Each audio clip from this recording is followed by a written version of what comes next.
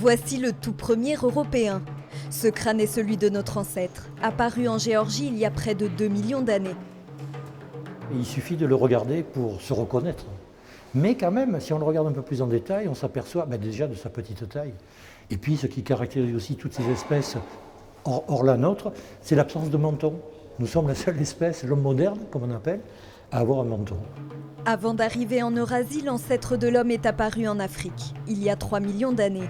L'exposition raconte son évolution, à travers ses outils.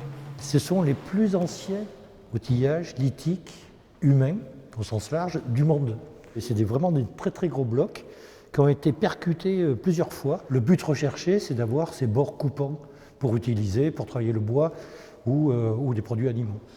1,5 million d'années plus tard, l'homme était capable de fabriquer des outils plus sophistiqués, comme ce biface qui prouve la maîtrise de la forme en 3 dimensions. Les visiteurs sont admiratifs. Je n'ai jamais vu des choses comme ça. C'est extrêmement... C'est bizarre, c'est étonnant. Je suis content de voir des objets qui sont vieux de plusieurs siècles et ont réussi à passer toutes ces années sans être détruits. Le musée expose pour la première fois en France des pièces originales qui n'avaient jamais quitté l'Afrique ou la Géorgie. Des pièces qui questionnent nos origines. On se pose toujours la question, hein.